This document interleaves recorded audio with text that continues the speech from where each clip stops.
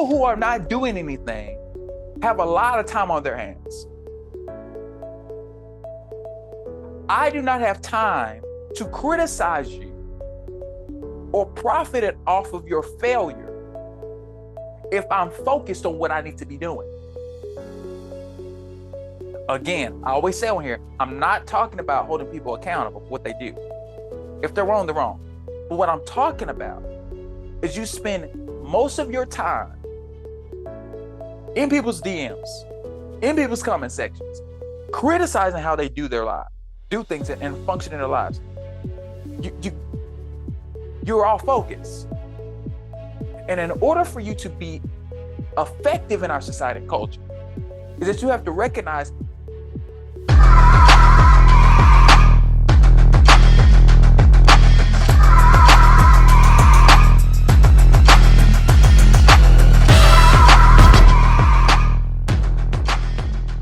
Hi, everybody. I'm Lee Scott here. Thank you for watching and or listening to this week's episode of Leading with Lee. We're talking about life, leadership, and legacy. We want to help you unleash your capacity and level of leadership.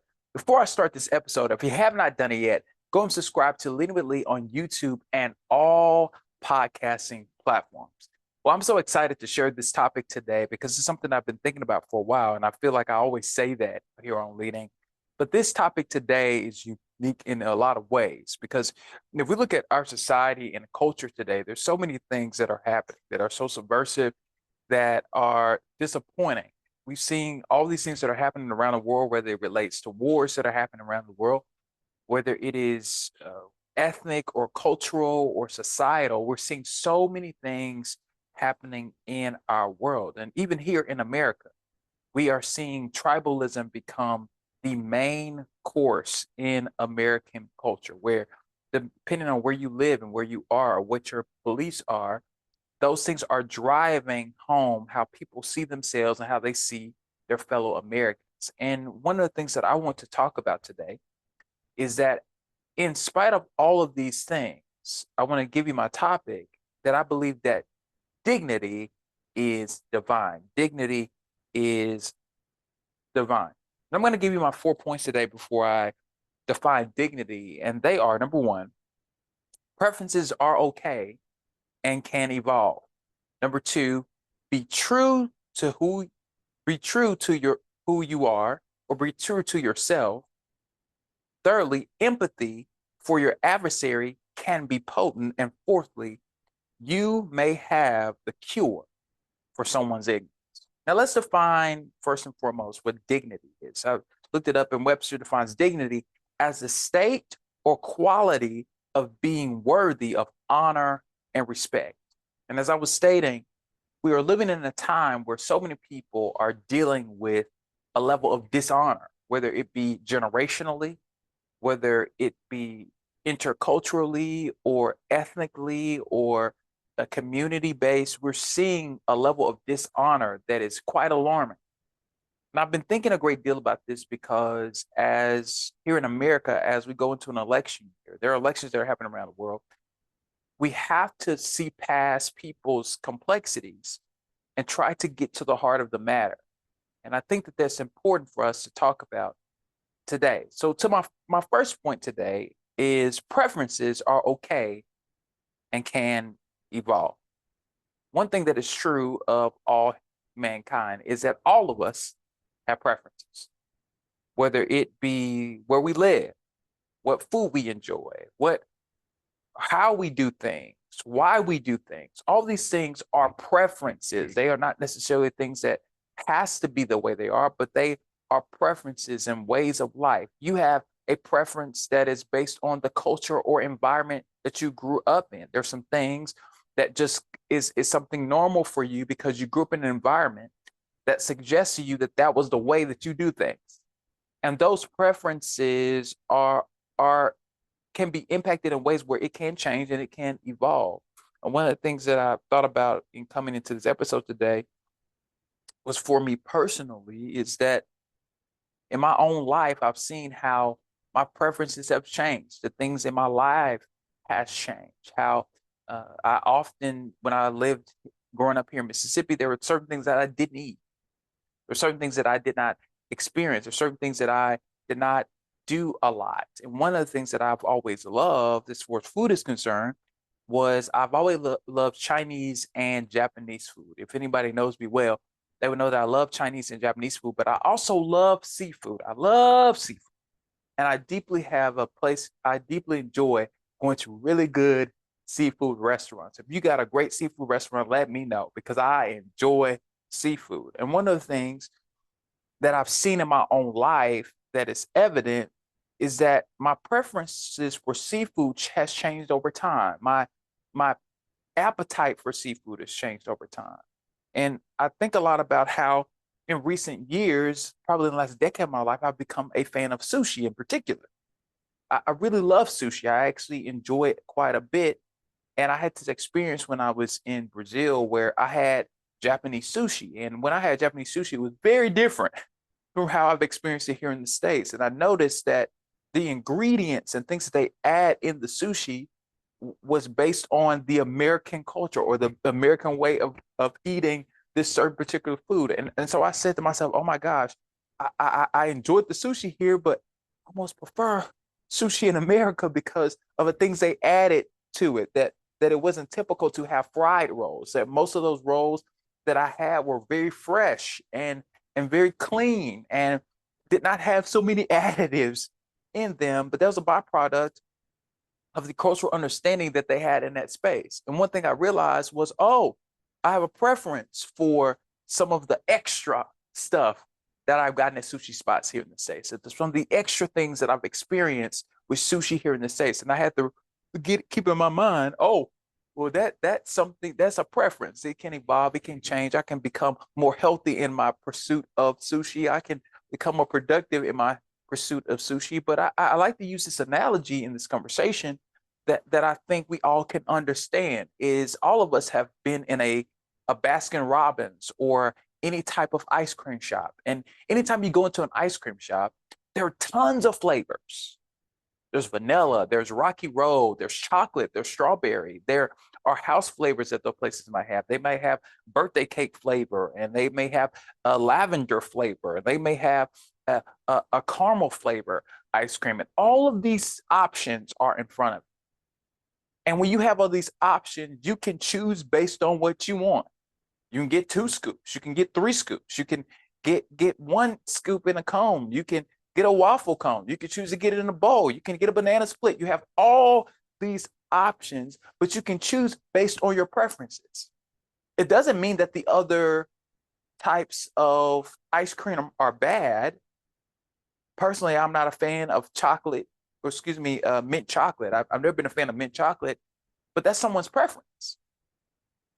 They're allowed the opportunity to have that preference and get mint chocolate. It doesn't mean that my preference for caramel or my preference for vanilla is bad. It's just that that's not my preference. And one of the things that I want to elevate today in this conversation is that we have to be very aware of our preferences. That just because you have a preference doesn't mean that it has to be the standard. You may prefer to go to bed at 8 p.m. That might work for you and work for your life. But it doesn't make other people wrong because they don't go to bed at 8 p.m. And you have to have the respect and responsibility to recognize that just because somebody doesn't do these things the same way that I do them doesn't necessarily make them wrong. It just makes them different. At one point in your life, you probably didn't go to bed at 8 p.m. You might have went to bed at 9 or 10. I can see it in my own life. I remember in college, I had a bad habit of going to bed at 1 a.m. Wasn't smart when I had a 7 or 8 a.m. class. But I was doing that because at the time, that preference of me staying up, having conversations with my classmates and conversations with my roommates and folks that I was friends with was a priority for me. And it was a problem. It might have worked for me then, but it doesn't work for me now. I'm not going to bed at 1 a.m. Now, I've stayed up late many, many times, but I'm not often going to bed that late because my preference is to get a good night's sleep. My preference is to have the opportunity to feel rested and refreshed when I get up in the morning. I think one of the things that we have to keep in mind as we talk about dignity today is that people have preferences.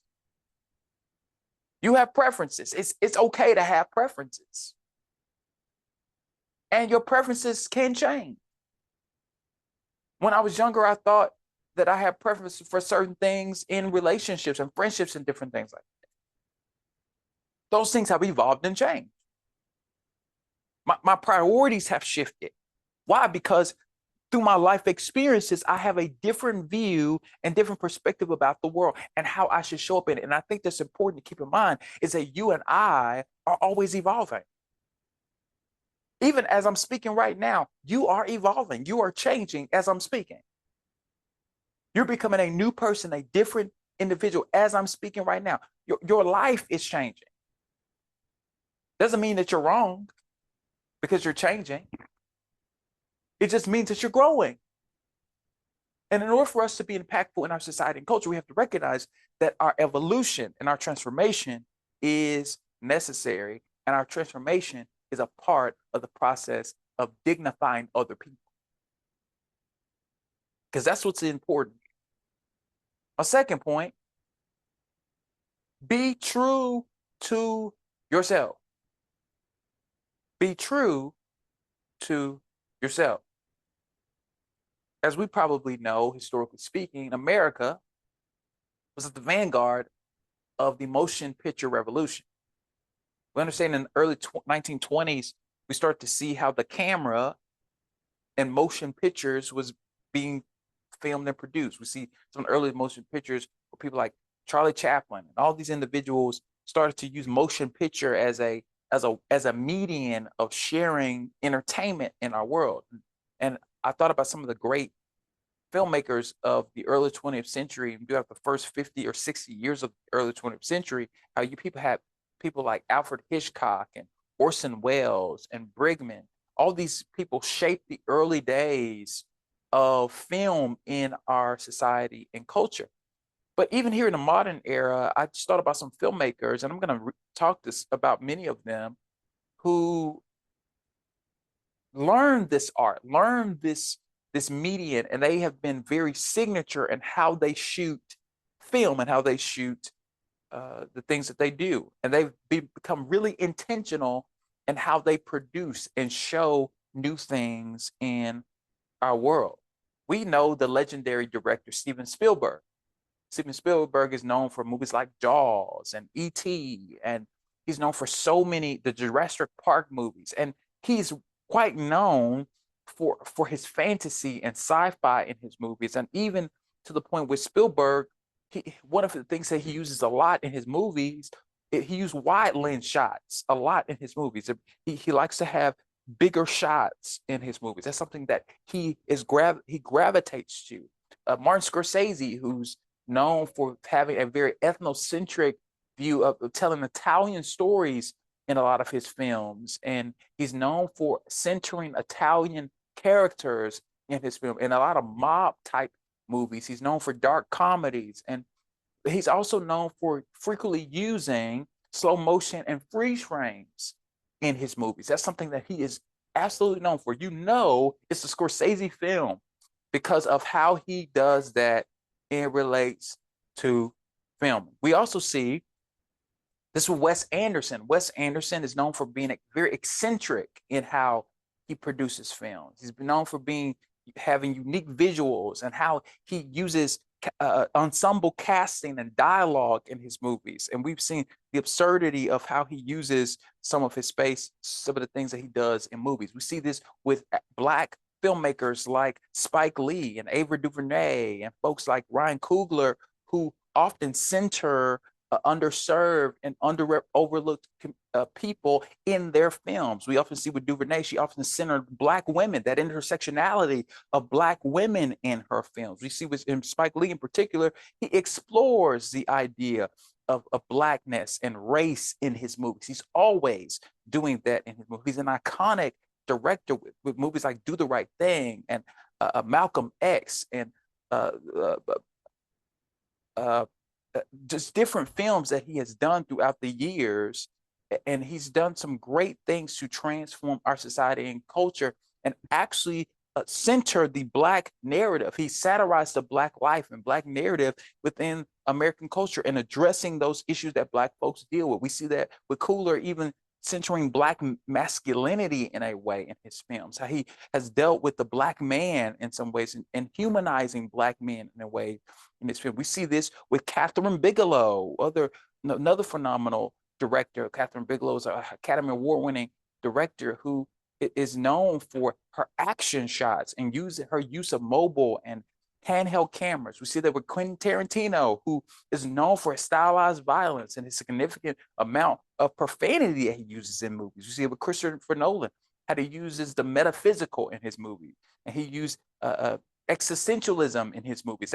He takes these views of things and really brings in the supernatural or just the span between time and space, the mind of individuals. He's very expansive in his thought process about how people should show up. We see it also with people like Zoe Yao, who just became the first woman in the last few years, first woman of color to win an Academy Award for a film that she did a few years ago. She's known for depicting people with diverse backgrounds and using the masculine and feminine aspects of life and being sentimental in her approach. We even see it with the Daniels, Daniel Kwan and these two men in particular are known for their absurdist comic dramas. Now, all of these filmmakers are different people. They have different lives. They have different experiences in their lives, and they have all come to figure out what is the thing that they enjoy using. In spite of all the films that have ever come out, their films are signature based on how they do it, because they're staying true to themselves. A Spielberg film, a Spike Lee film, Quentin Tarantino film, a Christopher Nolan film, a Chloe Zhao film. Like these films, you know when you see them because they have a specific style to them that is distinctive. In other words, these people are not trying to be each other. They're being true to who they are. They're sticking to their guns. There's so many even more filmmakers I could have mentioned in this moment, but these people are staying in their lane. They're sticking to what makes them great at their craft. In other words, they're keeping the main thing. They're trying to tell a unique story. Here's one thing about Martin Scorsese. Martin Scorsese is going to tell a mob story. Martin Scorsese is going to continue to work with the same actors. Scorsese always, 9 times out of 10, he is working with people like Robert De Niro. He's working with people like Leonardo DiCaprio. He is known for working with specific artists on specific types of movies. He's like Al Pacino. Like, he is known specifically for this. It's because he understands that the stories he's trying to tell is true to who he is. He's not attempting to tell a Spike Lee story. He's not attempting to tell a Chloe Zhao story. He's not trying to tell a Catherine Bigelow story or a Francis Scott Coppola story. He's not trying to tell anybody else's story or Wes Anderson's story or Spielberg's story. He's not doing it. He's trying to tell a Martin Scorsese story. And one of the things that we have to recognize in our day and time is that in order to understand dignity, you have to be true to who you are. It doesn't mean that you treat other people with less value. It means that you recognize, wait, in order for me to be impactful in our society and culture, I must understand who I am and how I show up in these spaces. I think one of the reasons why we have so many issues in our culture is because so many people don't know who they are, so they spend so much time denigrating other people because they have no value of themselves. The reason why I drag you It's because I have nothing better to do. People who are not doing anything have a lot of time on their hands. I do not have time to criticize you or profit it off of your failure if I'm focused on what I need to be doing. Again, I always say on here, I'm not talking about holding people accountable for what they do. If they're wrong, they're wrong. But what I'm talking about is you spend most of your time in people's DMs, in people's comment sections, criticizing how they do their lives, do things and function in their lives. You're all focused. And in order for you to be effective in our society and culture, is that you have to recognize, how am I showing up in the space I need to show up in a dignified and a understanding way? The things that I will not experience if I don't recognize that I have to be true to myself. It's not my job to operate like you. It's not your job to operate like me. There are many people that have podcasts and vlogs and do these different things that have a lot to say. They operate very different from me. They film probably very different from me. But they have to be true to themselves. They have to be true to me. That's not their job. Their job is to show up and function how they would function. And I think that's important to keep in mind, because as we are having this conversation about the transformation of our society and culture as it relates to how we dignify other people, we got to know that it starts with you first. If you don't see yourself as valuable, if you don't see yourself as someone who can make a significant difference in your spaces, you will always treat people wrong. Because you lack the factor of dignifying yourself.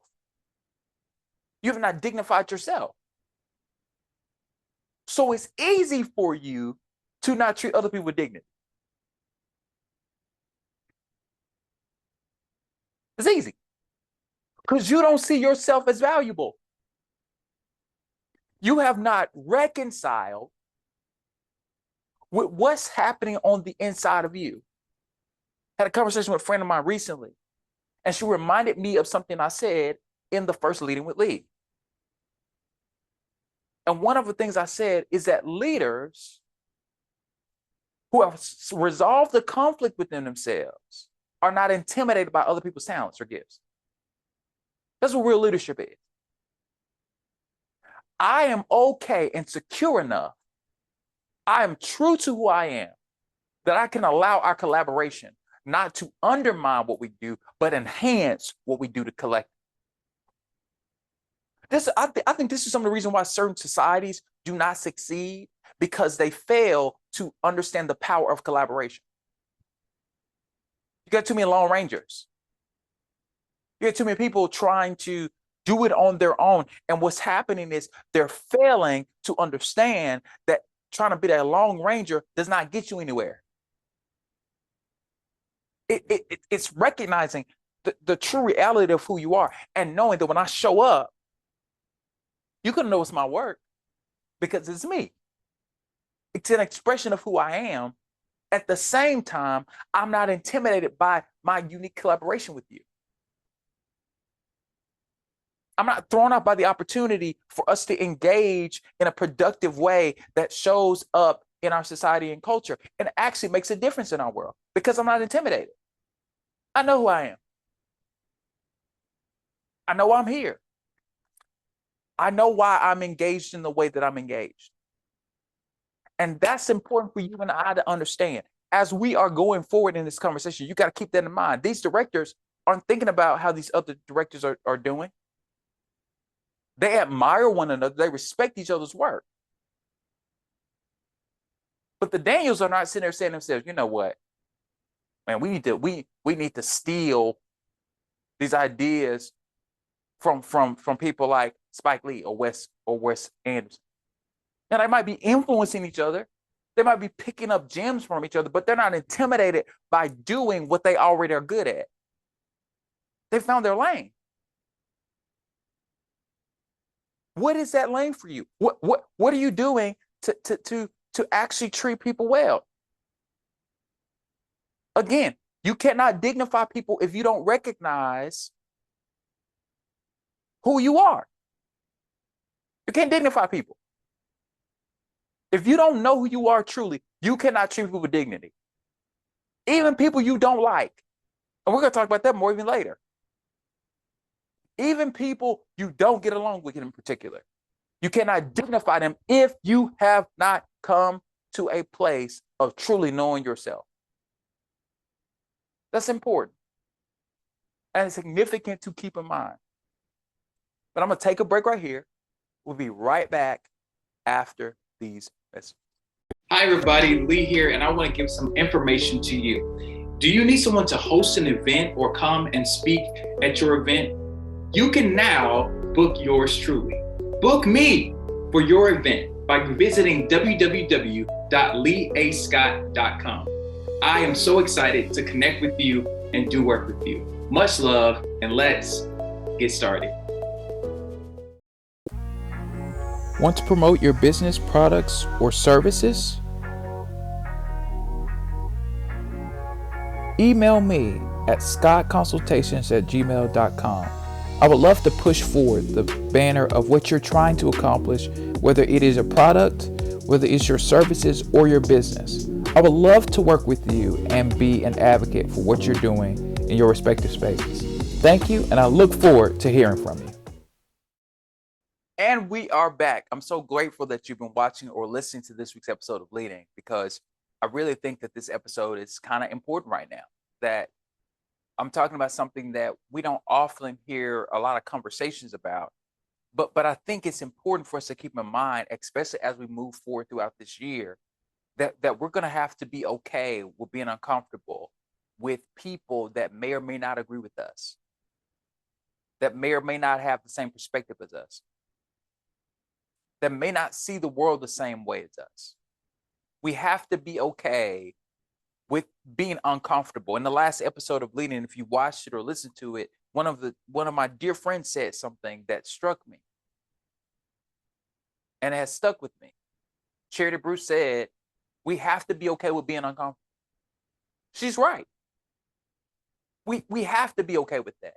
We have to, as the kids say these days, and I'm one of the kids, but as they say these days, we got to stand on business. We have to stand on business. In other words, we need to stand 10 toes down on what we believe is the truth about who we are and how we show up in the world. My next point is empathy for your adversary can be potent. Now, I know this is a countercultural point that I'm about to make, because our society has taught us to not be empathetic towards our enemies. And for good reason. There's good reason in it. There's some legitimate reasons for that. But I want to get us to a place where we can isolate our disagreement with them and also at the same time try to see their humanity. Because what you have to remember is that your adversaries have families. There's a possibility that your adversary has children, that they're a brother or sister, that they are a niece or a nephew, that they're an uncle or an aunt. Like, your adversaries have lives outside of the perception or the thing that they try to present to you as themselves. They actually have things outside of it. And you have to learn, how do I navigate that? How do I navigate that particular mindset? Because it's very hard to do. It's not something easy to do. It's something that you have to work at and become aware of in the process. But you have to really work hard at this. Not an easy task. You have to have some core values that drive your desire to make this happen. There's a gentleman by the name of Daryl Davis Very, very talented musician who, if you look him up, there's articles written about him. He even has a TED Talk that talks about his experience. And Daryl Davis, a musician, was working at a bar. He's a classically trained jazz musician, and he was working at this bar. And he ended up having a conversation with the gentleman that he did not expect. Daryl, who's an African American, ended up sitting down with this man at this bar, and this gentleman says to him, "I've never sat down and had a conversation with a Black person."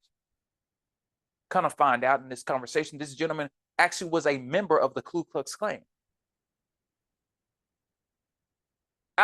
Instead of being defensive, Daryl makes a conscious decision to ask questions. He begins to probe and engage in conversations with this gentleman, and starts finding out things about this man and his beliefs and why he has his value system that he has. He not only does this, he ends up becoming friends with this gentleman, and then continues to engage folks in the Klan in his area.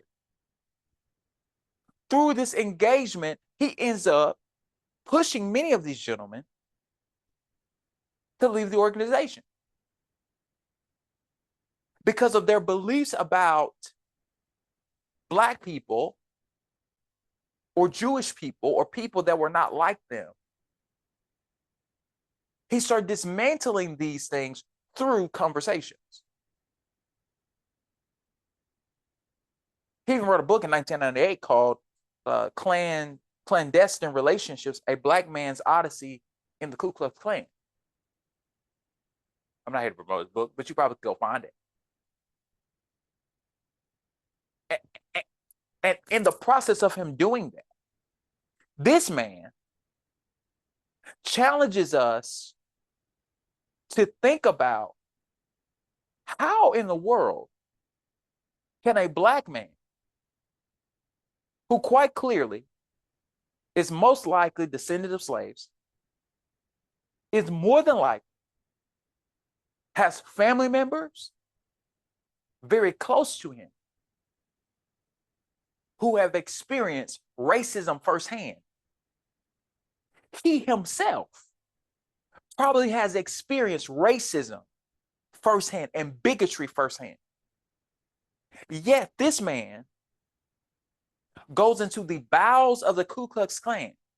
He's not trying to save or transform everybody's life. He just has a conversation that changes his perspective on how he should approach these people. Wasn't even his goal in life. Wasn't even his desire, but he has this encounter with this gentleman, and it leads him to make a decision that he needs to engage these people in a way that might be transformational for them. I guarantee you his family looked at him crazy. I guarantee you his friends looked at him crazy. I guarantee he probably had a moment where he was like, am I crazy for trying to do this? And in spite of all of that, this man understood that this could be an opportunity to break down a perception and belief that these people have about my community and other minority communities. This is a wild thing to talk about, because what I'm not talking about is being unaware. But what I am talking about is actually giving your adversaries dignity enough to hear them out and see it as an opportunity to change their minds. You may not always have people come alongside you, but you can possibly change someone's mind. All of us have changed our mind about something. All of us have changed our minds about what we believe and what we think. We changed our mind about something. Daryl Davis changed these men's minds. There's a gentleman I've had the unique opportunity of being in contact with over the last year named Charles Tillman. Excuse me, Charles Tucker, excuse me. Mr. Tucker, wonderful gentleman. He was a journalist for many, many years. He was a photographer for many, many years. This gentleman here from Mississippi, Charles Tucker, engaged in bringing former Klan members and folks who were actively in the Klan and Black pastors into conversations to engage in productive, intentional conversations. I remember many times throughout the last year, he shared stories of how he had to mediate those conversations. What I'm talking about is not easy. Mr. Tucker, wonderful Black man, I mean, twice my age, would tell you that those were difficult conversations. These weren't easy conversations. It's difficult to engage in conversations like this because there's a lot of emotions that are involved. There are a lot of feelings that are involved with good reason. There are a lot of beliefs that are involved with good reason, especially for those who have been disenfranchised. They have a legitimate reason to fear or feel as if, why do I have to engage in productive conversations with people who won't even dignify me?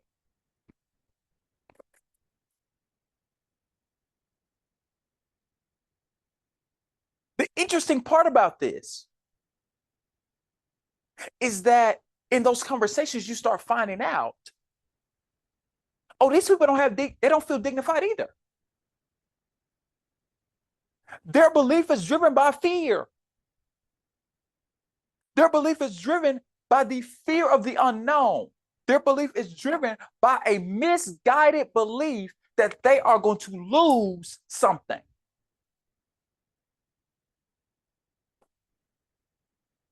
And many of us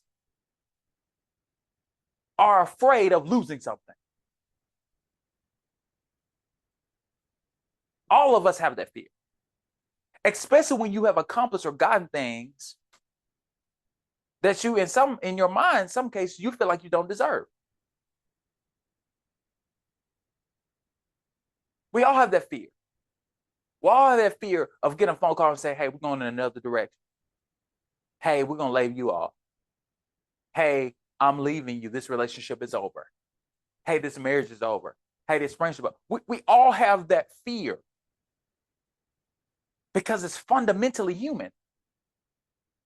And what Daryl Davis and Charles Tucker teaches us, that these men understood the risk of what they were doing, but they also understood that if it has to happen in order for there to be change. Because one thing we all must believe is that everyone can experience conversion. Everyone minds can be changed. Everyone can do it. You may think some people will never change their mind. We have seen people in our society and culture who have contradictory beliefs about the world and have lived in their contradiction. And if you ask them personally, why do they think the things that they believe? Or why do they feel this way? They will give you a variety of answers. But having empathy for them is a gift to them. You do not necessarily have to do it. Being empathetic is a gift to your enemies. It is. I know you may say, oh, Lee, you're talking about me being weak, not standing up for myself. No. I'm not talking about that. What I'm talking about is you actually saying to yourself, you know what? You don't deserve this from me. But I'm going to give you an opportunity to see the error of your ways. Or I'm going to give you opportunity for myself to see you differently, because I have an intended goal in this conversation. I have something that I'm looking forward to. I'm not trying to necessarily be buddies with you, but there's an intended goal that I'm trying to get to. And I'm gonna do everything I can to ensure that when that goal is met, we both feel like, oh, we made a contribution. We can move forward now. Because now we're on the same page. Oh, now we both get it. And that is important to note. That's important to keep in mind. That is important to see in these conversations. It's extremely important. I think it's an imperative that we keep that in mind as we're talking about the subject. Because I got one more point. Got one point when we're talking about dignity. I will admit, what I'm talking about right now, there are going to be people that probably listen to this or watch this, they're saying to themselves, Lee, I ain't rocking with that. Lee, I'm going to bring this back up later. If you're in a situation where you got to be kind to folks. I get it. I don't think anybody's perfect at what I'm talking about. But I'm getting down to a core issue that I think is necessary in our society right now. There's a need for us to dignify people. There's a need for us to see people in the way that they probably need to be seen, because some people don't believe that they can be seen as anything better. Some communities don't believe that. It gets to my last point. You may have the cure for someone's ignorance. You just might. Withholding the wisdom that you've experienced in your life is very selfish and very dangerous. Because if you don't teach the next generation, or if you are willing to not teach your peers, if you won't teach the ones that have gone before you how to do this differently, we will keep seeing the same stuff happen over and over again. This is why teaching history is so important.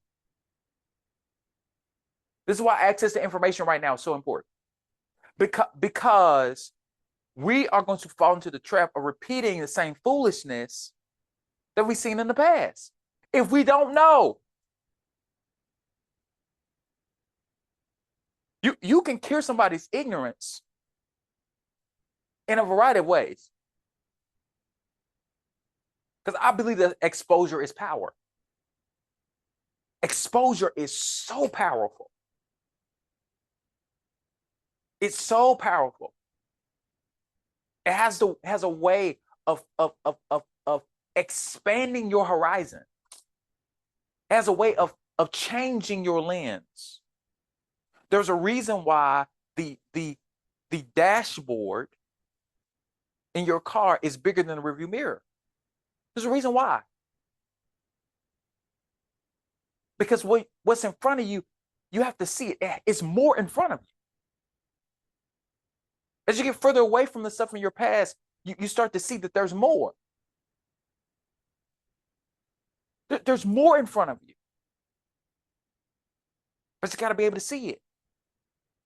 For many of you, through your gender, you might be able to change someone's ignorance.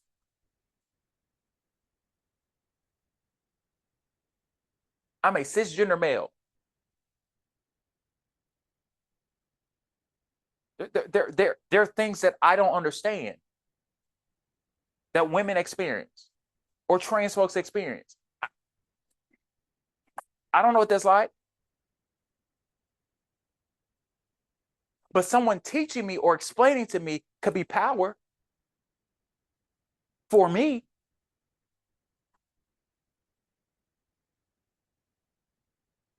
I don't know everything about sexuality. I don't. I don't claim to know. But somebody in the LGBTQ plus community could teach me something. And let's not even talk about LGBTQ plus issues specifically. Also, some cisgender folks and some heterosexual folks don't know enough about their own sexuality because they don't have a healthy perspective about what it is. We have to make a distinction between sexualization and sexuality. We have to get through all this stuff to get to the core of what is to have a healthy perspective about sexuality. That's a real thing. I don't know everything about myself. I don't know everything about other people, what their experience with their. I can learn some stuff. Through your profession, you can cure someone's ignorance. And the work that I do every day now, especially working for a college access organization, how we help students and families get access to education or get access to things that they need to know about applying for college and all those different things. As far as the federal student aid and how the state of Mississippi gives aid to students, all these different things. We do this every day. Every day I'm learning something. I'm learning it through the students I serve, through the families I serve, through my colleagues and coworkers, who we all come from different backgrounds. Some of my colleagues and people that I work with are folks who came from admissions in the college space, college admissions. Some work in university space for years. I don't work in university space. Some of my colleagues and coworkers went to community colleges. Some went straight to four-year school. Some of them have certification. Some went to private schools. Some went to public schools. Their experiences can change or open up my eyes as it relates to things that I don't know about.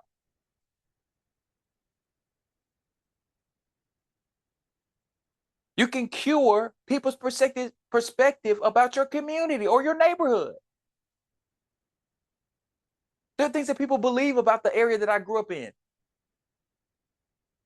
that are not true.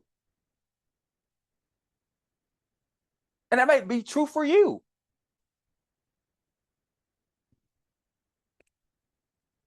There might be beliefs about certain parts of my community that are not true. But I could be curing someone's ignorance if they would ask me. There are things that are a byproduct of other factors. But in order for me to transform somebody else's life, I have to be willing to be the cure. Now, here's what I want to get at. After saying everything I said, is that all of us are ignorant about something.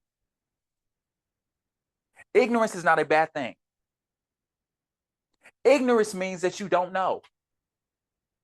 And it's an opportunity for you to learn and grow. And for some reason in our society, we pretend like everybody has to know everything.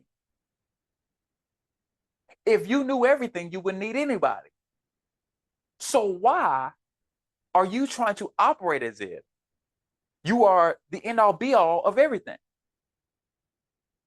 That's why some communities can't grow or be transformed, because too many people are trying to do the same thing instead of collaborating or seeing themselves as a part of an answer or seeing themselves as a part of a solution to a problem. And you got to recognize it now, because if you spend a lot of your time, again, well, like I said, being a lone ranger, you may not get to the results that you desire, because you won't allow your ignorance to lead you to curiosity. I know for me, I'm a very curious person. I find people to be fascinating. I find people's stories to be fascinating. I find learning something from somebody to be fascinating, because I think that is the way I learn. That's the way I learn and grow. I personally am a very observant person. I've observed a lot of stuff. I watch how people operate. I watch how they think. I watch how they speak. I watch how they do things. Even people I don't necessarily agree with or I'm not a fan of. Why? Because there's nuggets of wisdom in how they do what they do. And in order for us to be transformational in the way that we do things in our society and culture, we got to be willing to recognize that we are ignorant about some stuff that we do not know. And that's okay. That's just fine. Because it gives you an opportunity to learn and to grow. And I'll end with this. About 2 years ago, I was at a restaurant with some people from the church that I go to. And here in my hometown, I just so happen to go to a multicultural, multi-ethnic church. Okay. My pastors are Black, but we are a multi-ethnic, multicultural church. And I remember being at this restaurant with folks at my church. This is very early in my time. And I remember somebody was talking about what had been happening as it relates to the water issue in my hometown. And they made a statement about leaders in my city that internally I was like, okay, Lee, you have a choice here. You have a choice to be defensive or you have a choice to ask questions. And I chose the latter. So I started asking questions. And as I started asking questions, I started realizing, oh, this person may or may not necessarily realize that their intent of what they're saying is driven by some ignorance about the history of why this is happening. It doesn't mean that they're ill-informed or they're dumb or anything like that. It just means that they may not know the complexity of this one issue. So the perception of it is based on what they've seen in the news, the conversations they've only been in, where they live, who they are, what they might believe about certain people, what they believe about certain things. And I had to remind myself, hey, Lee, in this conversation, it's not about you defending. It's about you learning. Why do they believe what they believe? And how can you convince them to recognize there's another side to the story that they may not even thought about? And by the end of that conversation, I think they might have changed their mind a little bit about the situation. Because they were given the opportunity to get another perspective. I didn't see him as an enemy. I didn't. I realized that there might have been some ignorance there. I realized that there might have been some gaps in the information. I stayed true to myself. I love my hometown. I feel very strongly about what is possible here in Jackson. I have a belief about what is possible in my city. Very clear about that. That's one of the reasons why I moved back. I'm really clear about that. And I have some preferences about certain things. And then that individual has some preferences. And that's okay. But in the midst of all of that, I recognized it was my job to dignify what was happening in that conversation. It was my job to give them dignity. It was not my job to be combative. It was not my job to be adversarial, because I could have been. And in some cases, you need to be. Some cases, you need to be an adjutant. But every case is not that case. And you have to be thoughtful about how you operate. Because everything is not a fight. Sometimes people are speaking out of ignorance. Because let's be honest, we all speak out of ignorance sometimes. We talk about something we know nothing about. Yet we want to be given the opportunity to learn and grow. My question for you today is, are you going to be willing to give people the opportunity to learn and grow? Are you? You have the chance right now. Will you give people the chance to learn and grow? I know on every episode now, especially nowadays, I ask you questions because I'm a curious person. I believe that you have to answer questions in order for you to transform your life. You got to be willing to deal with the narratives that surround certain things in your life. You got to be willing to engage some tough stuff, some uncomfortable things,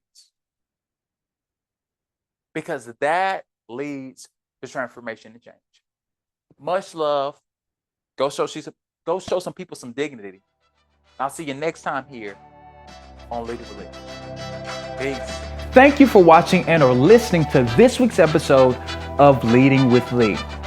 If you have not done it yet, subscribe on YouTube and all podcasting platforms. If you want to get more information and connect with me, visit me at www.leeascott.com or follow me on Facebook, Instagram, and Twitter at Lee A. Scott II or Lee A. Scott II.